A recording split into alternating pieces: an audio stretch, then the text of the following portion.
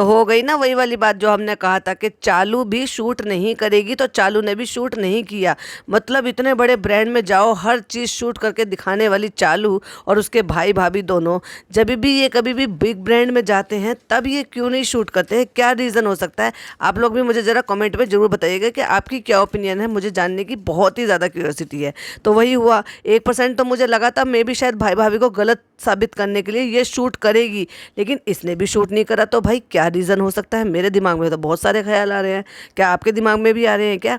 और पूरे व्लॉग में कितना मरा मरा सा मुंह बना के बिल्कुल ऐसे घूम रही थी कि जैसे बिल्कुल इसके बॉडी में एनर्जी ना हो, जबकि व्लॉग बनाते टाइम तो बड़ी उछल उछल के व्लॉग बनाती है। और कितना सुपर बोरिंग व्लॉग था। आइए क्या था उसमें देखते हैं, नज़र डालते हैं। Hi friends, welcome back to my channel. Channel में न्यू है तो चैनल को सब्सक्राइब कर लें और साथ ही साथ बेल आइकन प्रेस कर दें, जिससे कि हमारे आने वाली वीडियो की नोटिफिकेशन सबको पहले ही मिल जाए। व्लॉग की शुरुआत में ही फनी कैमरा हाथ में उठा कर कहते हैं, तो फ्रेंड्स ये है ईद से अगले दिन, कल ईद थी और 2 दिन तक मैंने मना कर दिया, कुछ भी शूट करने की ज़रूरत नहीं है। अच्छा भाई, मतलब सुमड़ी में जाने का बहुत ही अच्छा बहाना दिया है कि तबीयत ठीक नहीं है तो मैंने मना कर दिया, जबकि पता है कि अगर शूट नहीं करेंगे, व्लॉग अपलोड नहीं करेंगे तो तुम्हारे खर्चे पूरे कैसे करेगी, वो रेस्टोरेंट कैसे ओपन करेगी और बाकी के सारी चीज़ें कैसे पूरी करेगी, क्योंकि व्लॉग ही तो एक जरिया है। तुम तो कुछ कमाते नहीं और उसका भी कोई और इनकम सोर्स नहीं है, तो फिर बताओ व्लॉग नहीं डालेगी तो क्या करेगी? और व्लॉग ही शूट करने के लिए मना कर दिया। वाह भाई वाह, किसी के मरने पे ये व्लॉग नहीं रोकती, किसी के दुख पर ये व्लॉग नहीं रोकती, और अचानक से अब इसने जो है अपनी छोटी मोटी सी तबीयत खराब, वो भी क्या खराब है ये भी नहीं बता रही, उस पर इन्होंने व्लॉग रोक दिया। जैसे मूड फ्रेश करने के लिए हम लोग आ गए हैं यहाँ बीच पर, और देखो भाई बीच पर आ गए थे क्या दोनों मियाँ बीबी से अकेले टाइम स्पेंड भी नहीं हो पाता? उस लड़की को उठाकर ले आते हैं हर जगह पर जाने के लिए। क्यों अकेले में जो है भाई, इन्होंने तो लव मैरिज करी है, तो क्या लव नहीं है क्या बीच में जो किसी तीसरे की भी जरूरत पड़ती है अपना टाइम स्पेंड करने के लिए? जबकि देखा जाए तो डे 1 से इनको प्राइवेसी मिली ही कहाँ है। आ जा उतर आओ, गाड़ी में से निकल रही है, किसी का दुपट्टा, किसी की फ्रॉक, किसी का प्लाजो, सारे अजीब व गरीब कपड़े पहनने के थे बिल्कुल। और क्या कंडीशन में ये घूमने के लिए बाहर से निकली है। भाई तबीयत खराब है माना, लेकिन अच्छा कपड़ा, दुनिया भर के तो तुम्हें कपड़े आते हैं, अच्छा कपड़ा पहनने के लिए किसी ने मना किया है क्या? तो फ्रेंड्स आज हम सुबह से निकल गए थे, पहले हॉस्पिटल और फिर भाई और रूहान के लिए गिफ्ट लेने के लिए। और हॉस्पिटल के नाम से भाई साहब क्या मुंह लटका रखा है इसने। अच्छा भाई ये बताओ हुआ क्या है? बताते तो हो नहीं, वैसे तो बड़ा बखान करते रहते हो, माई यूट्यूब फैमिली, हमारी यूट्यूब फैमिली, हमारी यूट्यूब फैमिली, यूट्यूब अब हमारी फैमिली है और हमें हमारा हर चीज़ बताने का पूरा अधिकार है और हमारा पूरा हक बनता है उनके साथ शेयर करने का। और वैसे कुछ बता नहीं रही हो तो भाई झूठे नाटंकी है और कुछ नहीं है, सिर्फ मुंह लटकाने की आदत पड़ चुकी है अब तुम्हें। तो फ्रेंड्स हमें कुछ समझ में नहीं आ रहा था, तो हम भाई के लिए ये ले आए हैं गुच्ची का, और हमने वो शूट ही नहीं करा है। लेकिन हाँ, भाई को शक हो गया था हमारी स्टोरी देख के हम कहाँ जा रहे थे, लेकिन हमें तो पहले ही पता चल गया था कि ये बीच पर जा रहे हैं, क्योंकि जब इन्होंने स्टोरी लगाई थी गाड़ी की और बारिश की बूंदाबांदी सी हो रही थी और गाड़ी चल रही थी, तो हम तभी समझ गए थे कि ये बीच पर जा रही है। लेकिन भाई नहीं समझे, भाई को पता चल गया बैग देख के कि मैं समझ गया था कि तुम मुझे गुच्ची का कुछ लेने के लिए जा रही हो। अच्छा भाई, और फिर वो शूट भी नहीं करा। ओह एम जी, घूम फिर के वही एक चीज़, दुनिया भर का इतना जमावड़ा लगा के रखा है जूतों का, फिर भी लेके घूम फिर के जूते ही ले आई है फिर से उसके लिए। अपने ही बेटे के घर में, अपने ही भाई के घर में कैसे मेहमानों की तरह से बैठे रहते हैं ना, बड़ा ही अनकंफर्टेबल, बड़ा ही, बल्कि ऐसे नहीं लगता जैसे अपना इनका घर हो जिसमें आदमी कूल माइंड से रहे। एक बड़े ही अनकंफर्टेबल मोड में दिखाई देते हैं वहां पर जाकर। देखा जाए तो मुझे पूरे व्लॉग में वो पार्ट सबसे अच्छा लगा था जहाँ पे फनी बच्चे से कुछ कह रहा था और बच्चे बड़ा ही क्यूटली जब गर्दन हिला के उसको मना कर रहा था ना किसी चीज़ के लिए, और वो कुछ इशारे कर रहे थे बार बार और फिर वो बार बार मना कर रहे थे। वो सबसे पूरे व्लॉग का सबसे क्यूट मोमेंट था वो। लेकिन जब लेने के लिए आने के लिए आया तो भाई एकदम से बच्चा मुड़ के नानी के कंधे से लग गया, यानी कि उसका आने का बिल्कुल इरादा नहीं था कि भाई दूर से खिलाओ मुझे लेकिन पास मत आओ अपने गंदे दांत लेकर। जब वो कह रहा है, इशारा कर रहा है, कुछ हाथ दिखा रहा है, शायद मारने के लिए इशारा कर रहा है, तो कहती तुमसे गुस्सा हो जाएगा। बच्चे को क्या पता गुस्सा क्या होता है और गुस्सा क्या नहीं होता है। और जबरदस्ती लेने पर वो रो भी रहा था। तो जितना कंफर्टेबल वो नानी के साथ रहता है ना, शायद ही इतना अपनी मम्मी पापा के पास भी रहता हो। यही होता है कि जब जिसके पास बच्चा ज़्यादा रहता है ना, अब भाई छोटा बच्चा हो या कोई फरी बच्चा हो, जब उसको ना अंदाज़ा हो जाता है कि एक्चुअल में जेन्युइन प्यार मेरे लिए है क्या, है या नहीं है। तो वो जो ना उसको कुछ सिखाने के मोहताज नहीं होते, उसको वो बात करना नहीं जानते हैं, चाहे फिर वो फरी बच्चे हों, चाहे फिर वो छोटे नन्हे बच्चे हों जो बोल नहीं पाते हों, लेकिन उनका ना एक अलग ही सेंस ऐसा होता है कि वो उससे समझ जाते हैं कि एक्चुअली हमें जेन्युइन प्यार कौन करते हैं। आप देखो जाने को तो दादी के पास भी वो थोड़ी थोड़ी सी देर के लिए जाता है, लेकिन जितना खुश होकर जाता है नानी के पास, जितना कंफर्टेबल होता है उतना और किसी के पास नहीं होता है। इवन मुझे तो लगता है अपनी मम्मी के पास और अपने पापा के पास भी इतना कंफर्टेबल नहीं होता। वो जूते दे देती है, फिर कहते हैं अच्छा लगा ना आपको, तो हाँ अच्छा लगा भाई, ब्रांडेड जूते दिए हैं। अभी इसकी कौन पुष्टि करेगा पता नहीं, कि मुझे तो कोई ज़्यादा खास ब्रांड में इंटरेस्ट है नहीं, तो मुझे ये ना ही ये खोजबीन करने की कोई ख़ास शौक है इस चीज़ का कि मैं निकालूं कि रियल हैं क्या फ़ेक हैं।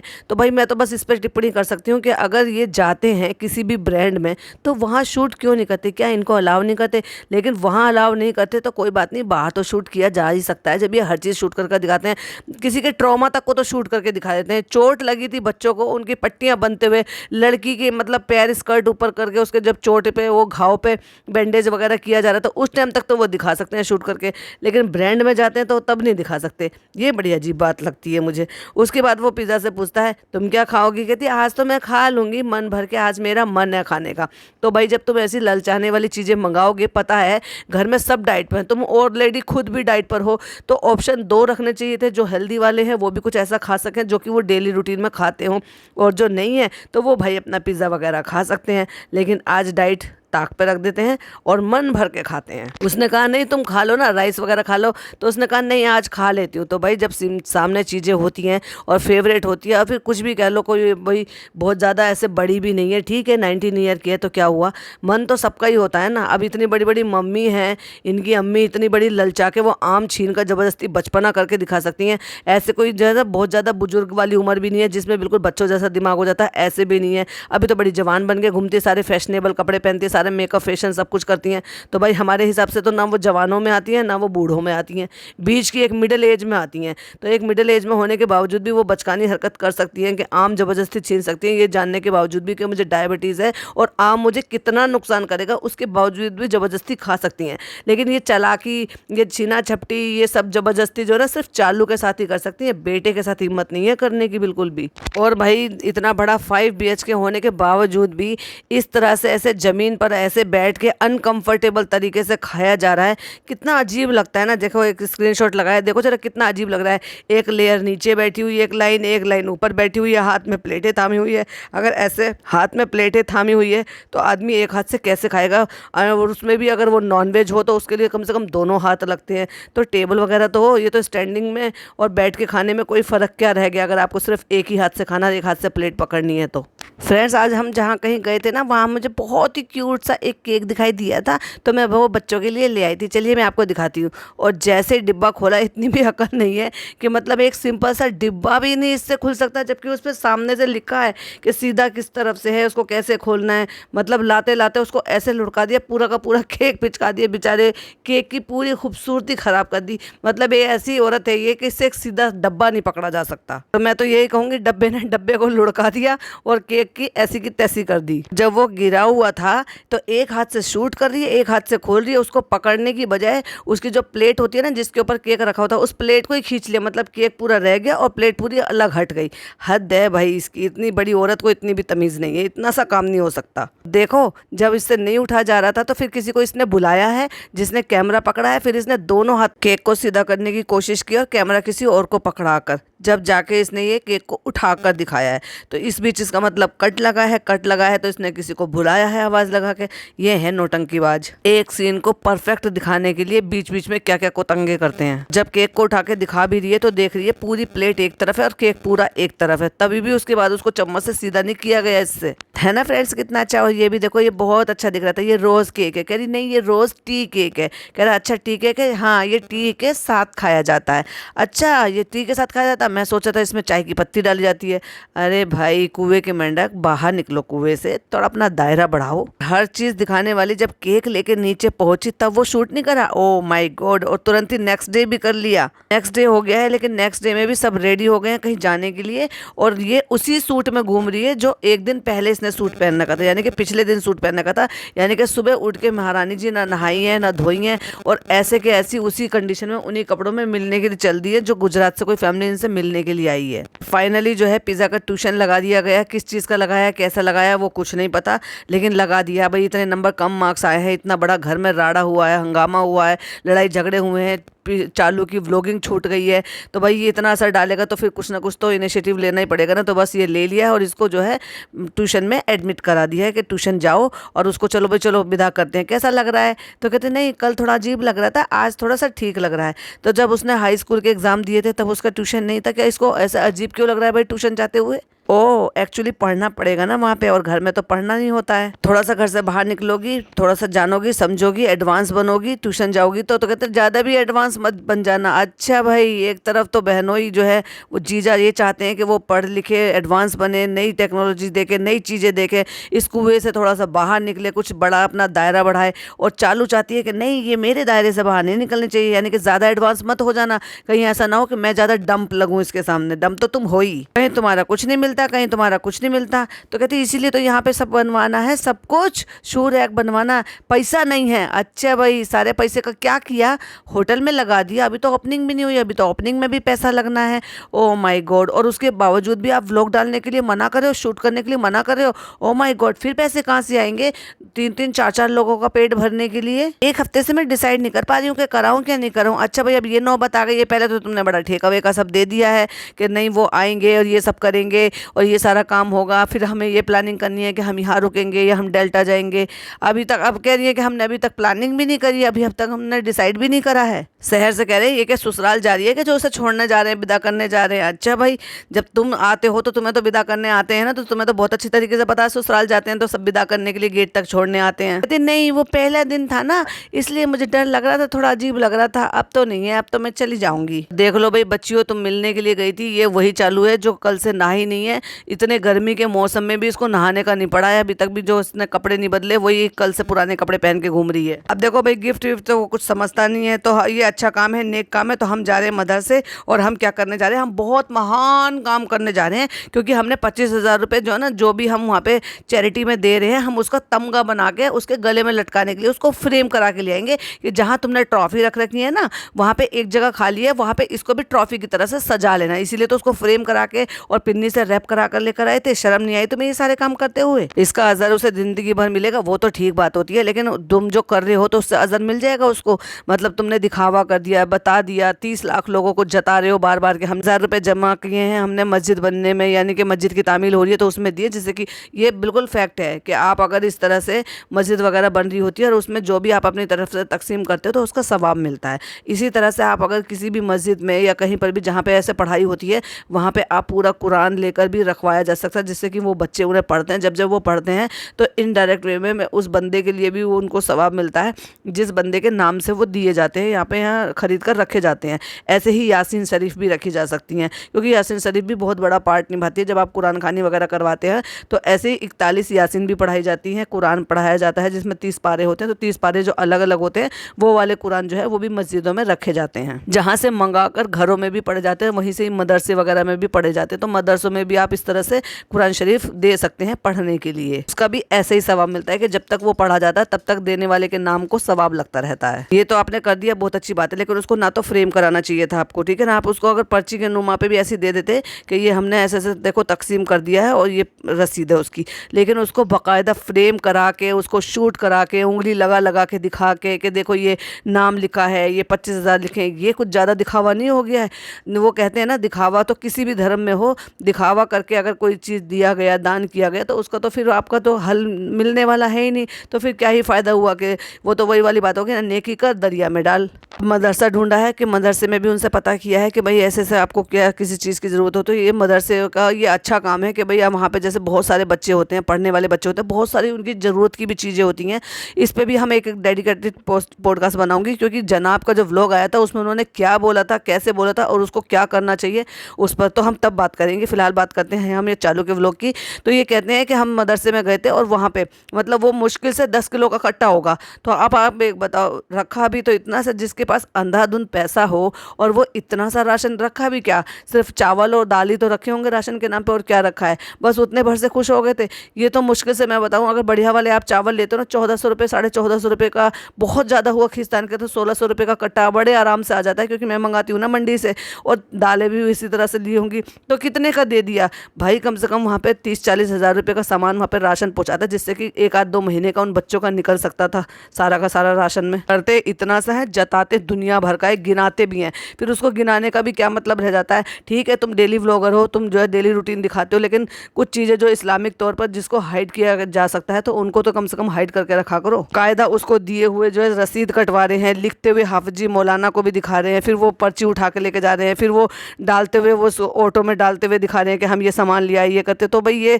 तो करना और ना करना बराबर ही हो गया ना। अगर आप उसको जता जता के लोगों को दिखा रहे हो तो ये तो वही वाली बात होगी ना, जैसे कोविड के टाइम पे लोग जो है एक केला दे रहे थे, सेल्फी खिंचवा रहे थे, फोटोज खिंचवा रहे थे और ये कह रहे थे ओ माय गॉड हमने कितना बड़ा दान किया, भूखों को खाना दिया। तो तुमने अगर उनके मासूम चेहरे दिखा दिए तो फिर वो क्या दान में दान रहा, क्या उसका पेट भरा तुमने तो उसको जलील किया। तो सेम यही प्रोसेस जो है ना ये भी यहाँ कर दिखा रहा है। तो देखो भाई जितना सामान ये फितरा ज़कात जब निकालते हैं ना ईद के टाइम पर, तो आपने देखा था ना कितना सारा राशन था, उतना भी सामान नहीं दिया। अगर उतने पैसे का भी सामान दिया होता ना तो भी कम से कम इन्हीं के ही सवाब में लगता है। ये कहते हैं साल भर में आप कभी भी फितरा ज़कात भी निकाल सकते हो। चलो वो तो हो गया फितरा ज़कात, हो सकता है इन्होंने फितरा ज़कात ना निकाला हो, लेकिन अगर किसी के नाम से दिया था तो बस तुम्हारे पास इतना था, चिंदे सा पैसे था जो तुमने चिंदी से सामान दिया था। ये देखो एक स्क्रीनशॉट लगा रही हूँ जिसमें इनके जो ड्राइवर हैं वो बैठे हुए ऑटो में, और ऑटो में 2 या 3 कट्टे रखे हुए हैं और एक थैला रखा हुआ है, सिर्फ बस उतना ही भर का सामान है। तो सोचो कितना सा बड़ा तो वो ऑटो होता होगा, कितना वो सामान है जिसमें कट्टा लिटा के रखा हुआ है। बस इतना सा सामान दे दिया एक मदरसे के लिए जिसमें 200-250 बच्चे होते हैं, और उसमें भी जता कर कह रहे हैं कि हम हाफिज साहब का वेट कर रहे हैं, वो अभी यहाँ है नहीं, वो आएंगे तो उनको सामान देंगे। अच्छा भाई ऐसे क्या वो ताला लगा के गए हैं क्या? वहाँ पे कोई और उनके कारीगर काम करने वाले या उनके अंडर काम करने वाले और कोई लोग नहीं है जिसको आप सामान हैंड ओवर कर सको? पर नहीं, आपको तो हाफिज साहब से मिलना है, उनसे रसीद कटवानी है, उस रसीद को लेना है, फिर उस पर लिखवाना है, फिर उसको फ्रेम करवाना है, फिर उसको ले जाके दिखाना है भाई भाभी को, ताकि भाई भाभी यकीन कर लें। अरे भाई ऐसे नेक काम में कौन ऐसा बेवकूफ़ होगा जो यकीन ना करेगा? फिर दूसरा आप तो व्लॉग भी बना रहे हो, उसके बावजूद भी आपको रसीद कटवा के उसको जस्ट रसीद ज़रूर कटती है, जो कि 90% लोग तो काट कर ही देते हैं। वो अपना सेफ वे में चलते हैं इस वजह से कि जिससे कि लोगों को यकीन हो सके कि हाँ ये काम इस ट्रस्ट को या इस वजह से गया है। लेकिन 10% तो लोग वो रसीद भी नहीं लेना चाहते क्योंकि वो उनको ये लगता है हमने अल्लाह की राह में निकाले हैं। और जैसे कि मैंने पिछले पॉडकास्ट में बोला था, अगर आपने नियत भी कर ली है ना तो भी वो आपके नामे अमाल में ये लिख दिया जाता है, और उसके जितने भी अमाल है ना, उसके जितने भी आपको सवाब है वो आपके नामे अमाल में लिख जाता है कि जब तक आपने नियत भी कर ली है।